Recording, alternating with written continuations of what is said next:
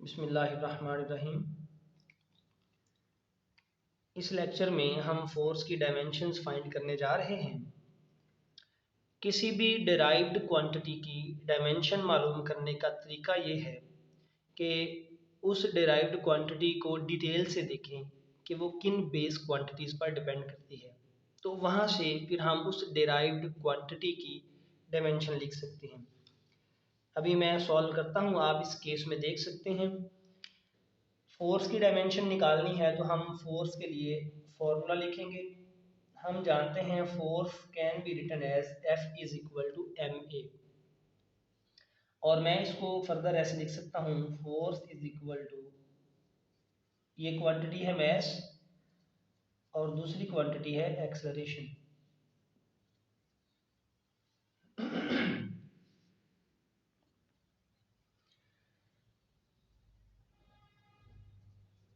और एक्सेलरेशन को हम डिफाइन करते हैं velocity over time. So this is mass, और वेलोसिटी की डेफिनेशन आप लिखेंगे। वेलोसिटी को हम डिफाइन करते हैं डिस्प्लेसमेंट ओवर टाइम, या हम लिख सकते हैं डिस्टेंस ओवर टाइम। ये वेलोसिटी की डेफिनेशन है ऊपर, डिस्टेंस ओवर टाइम, और यहाँ बटे में भी टाइम मौजूद है। तो अब हम इसको फर्दर इस तरह लिखेंगे, मैस इनटू, ये ऊपर डिस्टेंस है और नीचे टाइम, ये टाइम और ये टाइम भी नीचे आके मल्टीप्लाई होगा, ये फोर्स है। तो किसी भी डिराइव्ड क्वांटिटी की डायमेंशन मालूम करने के लिए सबसे पहले आप उस डिराइव्ड क्वांटिटी को बेस क्वांटिटीज़ में कन्वर्ट कर लें। यहाँ लिखा था मैस इनटू एक्सेलरेशन। हमने फर्दर ये देखा कि ये किन बेस क्वांटिटीज़ पर फॉर्मूला डिपेंड करता है।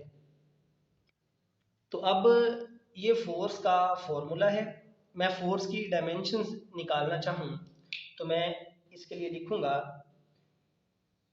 जब मैंने डायमेंशंस की बात करनी होगी तो मैं फोर्स को स्क्वायर ब्रैकेट में बंद कर दूंगा, जिसका मतलब होगा dimension of force is equal to, और इस साइड पे होगी मैस की डायमेंशन मल्टीप्लाइड बाय डिस्टेंस की डायमेंशन, और यहाँ बटे में है टाइम, और ये भी टाइम है तो इसकी भी डायमेंशन आएगी। तो जब हमने एक डिराइव्ड क्वांटिटी की डायमेंशन निकालनी थी, हमने उसको बेस क्वांटिटीज़ में कन्वर्ट किया। फिर हमने जब उसकी डायमेंशन का जिक्र किया तो इधर हमने हर बेस क्वांटिटी की डायमेंशन लिख ली। अब हम इन बेस क्वांटिटीज़ की डायमेंशंस के लिए जो सिंबल्स हैं वो यूज़ करेंगे। मैस की डायमेंशन को हम कैपिटल M से रिप्रेजेंट करते हैं, डिस्टेंस के लिए हम लिखते हैं कैपिटल L, और टाइम के लिए है कैपिटल T। तो डायमेंशनल फार्मूला हम फोर्स का अब निकाल सकते हैं। ये फोर्स का फार्मूला, ये इसे भी फार्मूला कहेंगे, ये भी है, लेकिन जब हम इसको ब्रैकेट्स की सूरत में डायमेंशन की सूरत में लिखेंगे तो हम कहेंगे ये फोर्स का डायमेंशनल फार्मूला है। तो डायमेंशनल फार्मूला लिखने के लिए हम तमाम जो बेस क्वांटिटीज़ की डायमेंशंस हैं उनको एक स्क्वायर ब्रैकेट में लिखेंगे। तो अब जो ऊपर क्वांटिटीज़ हैं हम उनको लिखेंगे डायमेंशंस को ml, और ये जो दो बटे में हैं ये बनेंगी t into T. This will become ml over T square,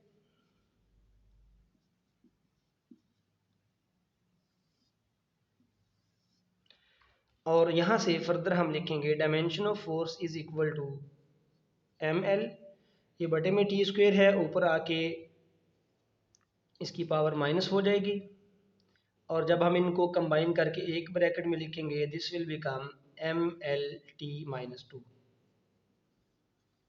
so this is dimension of force, और हम इसे ये भी कह सकते हैं कि ये फोर्स का डायमेंशनल फार्मूला है।